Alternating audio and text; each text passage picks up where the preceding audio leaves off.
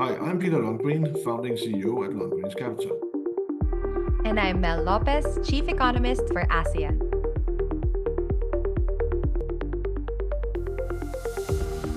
Welcome to Sound Economies with Mel and Peter, an East meets West podcast by Lundgren's Investor Insights. Here we share what we're focusing at in economies and financial markets from the developed and the developing world. Hi Mel, how are you doing today? How's your week been so far? Hi, Peter. It's been great. We did just wrap up our China Fund webinar just last night or yesterday in your time. It was an exciting discussion, of course. We discussed why and how the Lodins Invest China Fund is being run, and of course, all the reasons that let us secure the Lipper Fund Award that was awarded to us very recently. Yeah, it was good. It was a good session yesterday. So we will actually allow ourselves just to wrap up a few sort of key takeaways about China. Otherwise, today we will move on and link it a bit into to this coming weekend where we have a China-US meeting in Geneva about trade and trade tariffs. And there is a lot of trade in the air today. There seems to be trade agreements between UK and India, and we have seen sort of the details now about the announced trade agreement between a major country and US, and that is UK and US. We will, of course, look into that one as well. That's very exciting. And then we stop up at Washington still, but that is not with Trump. It is not in the Oval Office. That is the central bank, Fed, seeing what they're doing and what they have done this week, and talk a bit about inflation, and also slightly touch the oil. And that is actually what we have today. And then, of course, we have our global outlook and see how much sunshine there is out there at the end of the podcast. Our webinar yesterday, the China key takeaways. Should we just sort of repeat them because it was a really good session yesterday? For the macro side, a lot of the reasons that we stay upbeat towards the Chinese economy, despite this tariff war, is it has robust internal sources of growth. We've seen evidence about recovering household or consumer demand. Our partners at the Capital, Theodore, explained that retail activity is booming, coming from China's long holiday last week. So if anything, that's a sign that internal driven growth is picking up speed. There are also takeaways that we see, such as sustained government support that's propping up the manufacturing sector that's badly hit by these sky-high tariffs.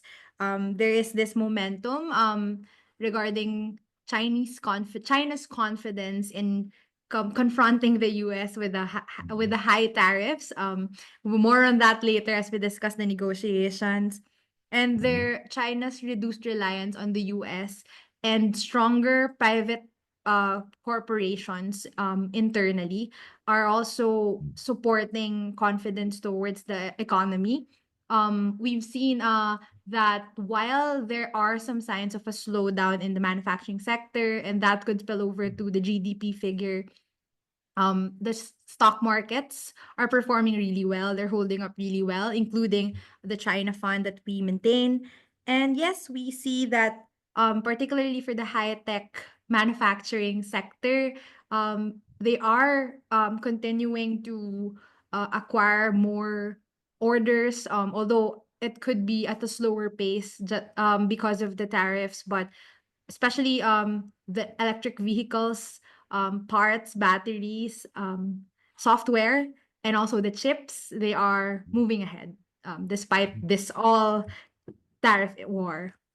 Yeah. And that is quite interesting, and it's also a bit what we have been arguing for, actually several months, that China is in a very different position now than when the war was roaring last time Trump was in the Oval Office.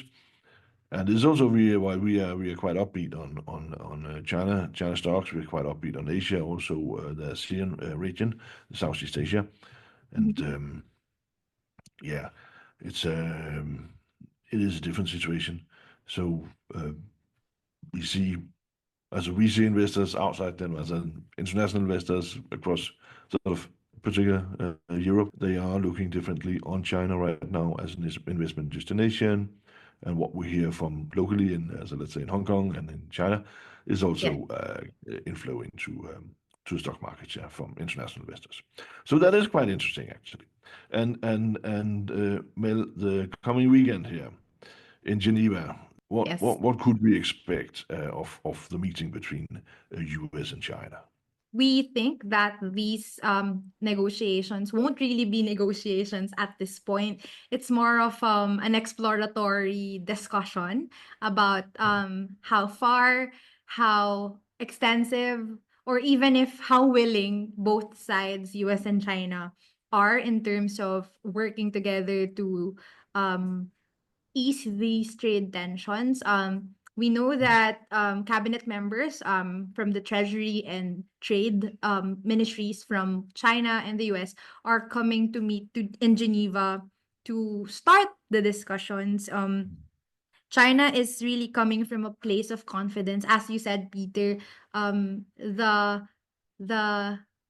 the discussions seem to have a more equal, they're coming from a more equal position versus in 2018 when China was looked like that was scrambling to convince the first Trump administration that they needed to get this tariffs down. Now China has this confidence, so to speak, that okay, what they're gonna ask from us because this is what we're willing to give. So it sounds more equal as well because of the neutral territory that they're picking up these discussions in. Before the vice premier flew to Washington to get it started, and now it's like they're choosing this neutral ground to sit down and talk. I think we can't really expect a sudden pause in the tariffs or a sharp reduction in the tariffs, but it's a good place to start. As you say, it's sort of a first round getting a feeling for each other. We know there have been a lot of consultations, truckloads of levels between as officials from US and China. The next step is to meet face to face to say, okay, is there common ground at all? So we don't expect a big effect on the stock markets Monday. But Mhm. if the talk simply fails, they walk away and say we can't speak, then it will be negative, of course. And on the other side, if they come out and say, "Hey, we had such a good time that this will be done within a short time," then of course it will be positive for stock markets. But we are pretty neutral, but we are observing a lot, and it is very interesting actually because it is a step, and it is sort of a step before the next step, and the next step will be somewhat more serious. Yeah. Mhm. So very interesting. But anyway, and as we are talking about trade, we have, as mentioned, a lot of trade agreements and negotiations in the air right now as we are recording this podcast. Mhm. And that is actually with, we could say, UK in the center stage. Yes. The UK and India, very recent news that they have signed an agreement that would lower duties on imports across each other's territory. So it's really the exact opposite of what Trump has done. And it also covers a lot of commodities too. So it goes from clothing, shoes, food, cosmetics, alcoholic drinks, jewelry. Mm. So it is a wide ranging, and there is a Yeah. mention of service contracts also included in reduced duties, cross-border duties. Yeah. So this is also beneficial for the UK, apart from it really lost a lot of free trade access when it left the European Union, and now they are trying to gain that back. And also there has been a prevalent high cost of living concern in the UK, and this could somewhat ease that as well. It is interesting, as of course, as you mentioned, since the Brexit, UK sort of searching new trade agreements Mhm. across the world, of course. No doubt that Trump's actions is has speeded this agreement up. There's no doubt. And you could say, okay, it is still within the empire, so to say. Is it sort of really breaking news? Yeah, it is what we've been talking about. If the rest of the world could sort of manage to get more faster trade agreements in place as sort of compensating for the trade with US, it Mhm. would be very good. This is a sign. They could be bigger, they could be stronger, but it's interesting, and it's certainly interesting for the UK stock market. I would say UK economy, no doubt about that. And then we, as mentioned, we have UK in the center states as it is sort of on the way to be announced that US and UK will also agree, or they have agreed on a free trade agreement. And that is, that is as a, you could say that's big news.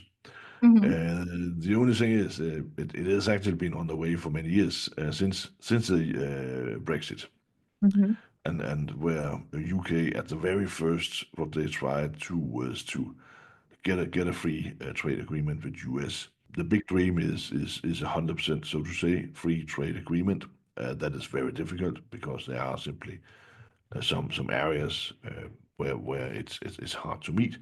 Then the second version of the dream would be a very wide and broad trade agreement, including a lot. Now, this is a very slim version of the dream Mhm. because it seems to be covering a few areas from a UK perspective, as what we've heard so far, and it is not officially announced, but that is it covers steel and cars, and that is what have been got a 25% tariff from US, and actually hurting these sectors a bit in UK. So this is as much as UK gets, a very slim trade agreement, and no doubt that Trump he need to show something, Mhm. and this will be served as a major victory. Let's be honest. As a no, as a, if this is what we've heard so far, again, it's Mhm. not official. If this is the outcome, yeah, don't get carried away. As a, this won't move the stock market enormously, and particularly not in Wall Street. But anyway, there'll be some political sort of positive noise about it, or it'll be served as a good news. Anyway, and that is interesting, of course. But we need to see more before we get carried away here in our company. But as we are now crossing the Atlantic and Fed, Yes. they didn't do what Trump wanted them to do. Yeah, that's Yes. Jerome Powell is kind of firm in what he has been saying all along that they need to be independent. And it's probably irking Trump more and more now that it's the third straight policy meeting when he hasn't has kept rates steady rather than cut them.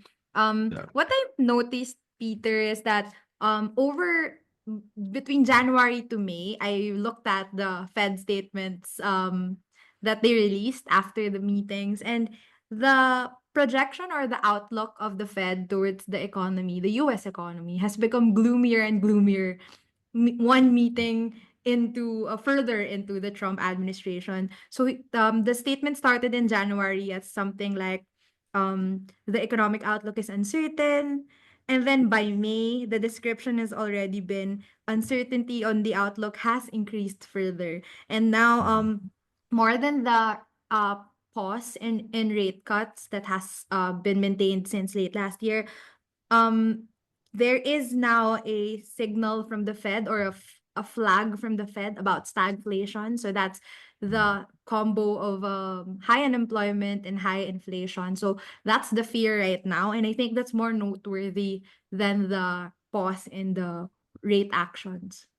Yeah, this would normally have been the sort of the timing where Fed would have said, okay, as they are pragmatic, saying, okay, GDP growth or economic growth is actually moving lower. They are looking a lot on the labor market as well.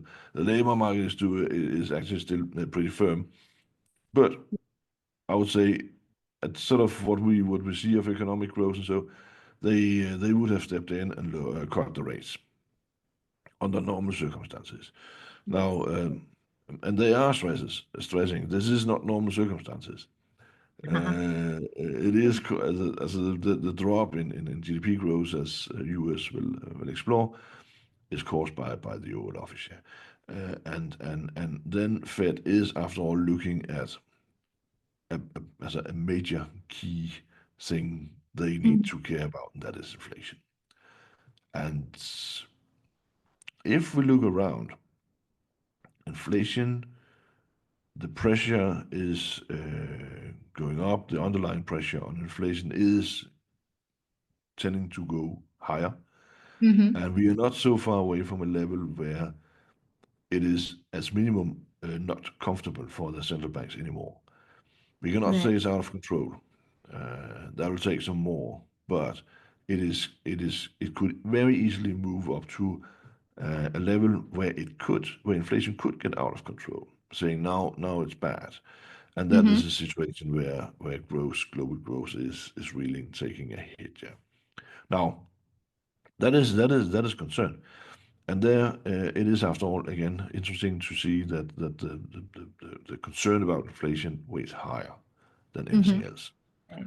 And this is the way it is. And it is also a concern we have, inflation.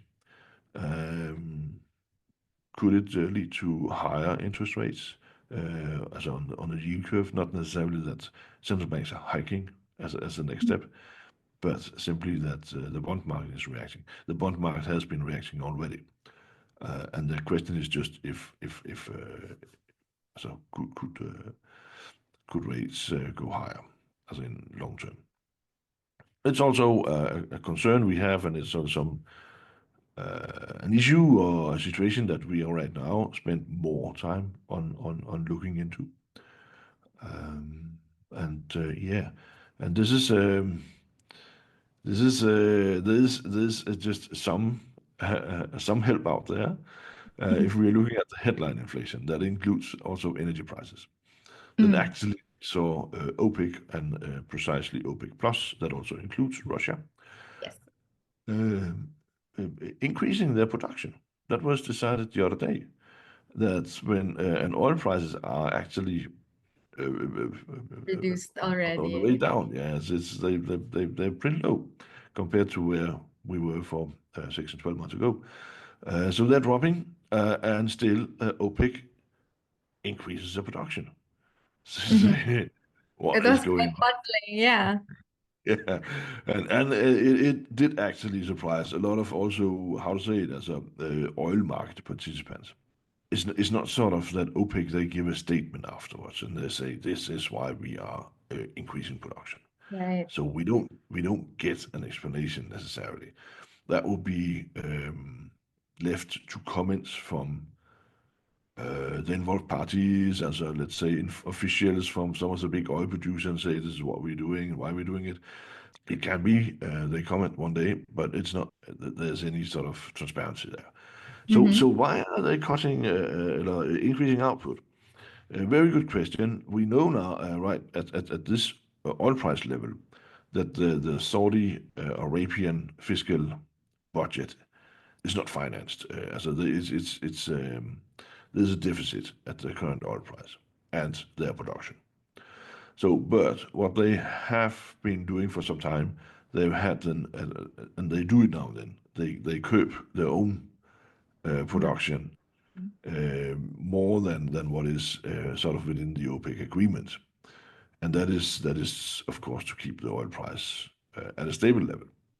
But now and then they shift their policy and what they want, and then now and then Saudi Arabia feels more comfortable by basically producing what they're allowed to do within the OPEC oil agreement. And this is some of the issues that we don't know.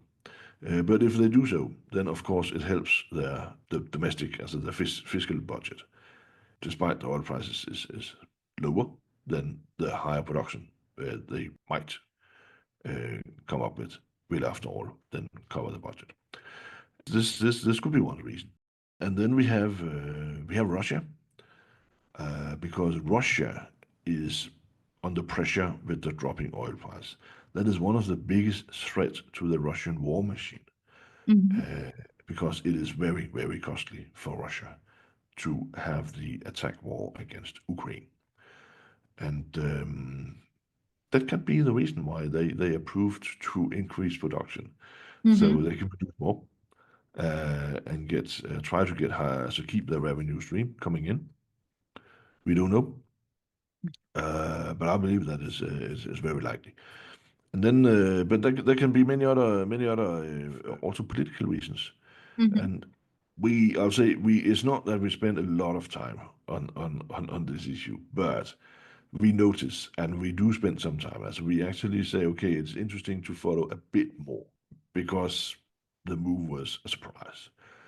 Another sort of reason that we have on the table is political. Sure. Because what is the best situation for the oil producers? And what's the best situation for the Arab world and Middle East? That is high growth in the world. High growth, high oil prices, yeah, Mhm. energy prices. Yes. That is a perfect situation for them. And one could consider is the Russian war against Ukraine, is that also depressing global growth? It is making some hindrances. Maybe this is sort of the Saudi Arabian or the Middle East help Mhm. to put some pressure on Russia to say, okay, if we might need to live with a lower oil price, but if that could bring Russia to the negotiation table, it is one way as well. Yeah, we don't know, but oil has always been the big global political game, and Mhm. this is both fascinating, but we're talking about serious things. Yeah, so there can be many reasons, and it is worth to keep an eye on what is behind the oil prices right now. It is not just we don't see it as just sort of a supply demand shift. Yes. There's a reason why the production is increased. So yeah, but that was a bit on philosophy on the oil, but always interesting. The real But yeah, reason might be somewhere in between or all of those reasons that yeah, we are trying to see. yeah, we simply don't know. But Mel, let's jump into the global outlook. Is there any sunshine out there? Well, like the Fed, we do see more clouds in the horizon. This could be it. This could go either way. Like either inflation could be on its way down on a good pace, slowing down at a good pace, and it could turn out okay down the road, or it could suddenly go haywire with when the tariffs kick in. But everyone is a bit more jittery than usual. And of course, these are not normal circumstances.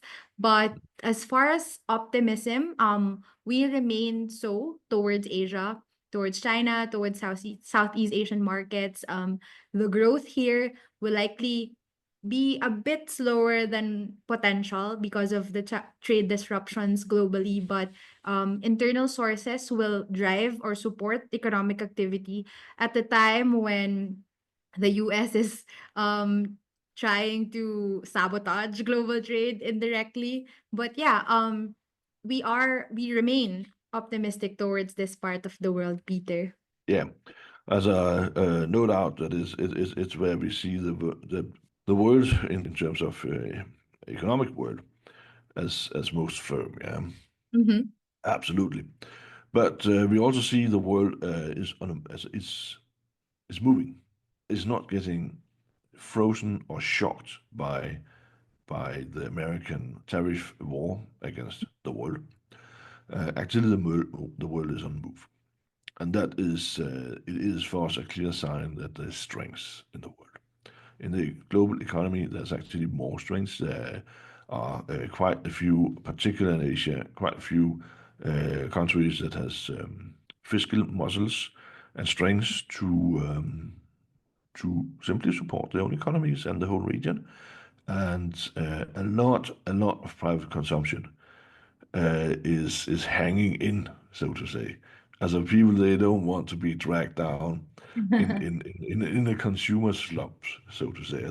And all of a sudden, due to a tariff war from one person in Washington D.C., then the whole world all of a sudden is suffering in the consumption and living standards.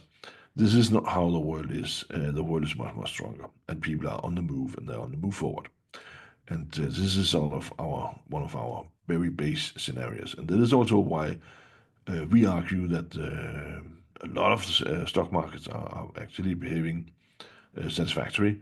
We give the most credit to Asia for growth. We have already done our downgrading of the sort of U.S. allocation, going to as an increasing alternative investments also in Europe, because there's a good somewhere in Europe. After all, there are also things going on in Europe. So we remain sort of saying, yeah, clouds there. We are aware of, let's say, as we discussed inflation today and all these. There are some different risk factors. The world is more volatile, but we actually overweight risk. That is end of the day, and this is the best way we can say that we see the world as stronger as many maybe do. So yeah, there is it's okay with sunshine. Market is a bit more volatile. That would be the case for a long time. But yeah, so great stuff. Thank you, Mel. Good input today. And also thank you to the audience, of course. We're happy to be here together with you. Thank you, Peter, and thanks to our listeners for tuning in. We will be monitoring global developments and will share what's interesting in the next episode of Sound Economies, Mel and Peter on the Global Financial Markets, a podcast by Lundgren's Investor Insights. Thanks for tuning in. For expert insights on the go, download the Lundgren's Investor Insights app for free. For investors, we offer very exciting and high quality alternative investment funds, including our top-rated mutual China fund. To know more, visit lundgrenscapital.com.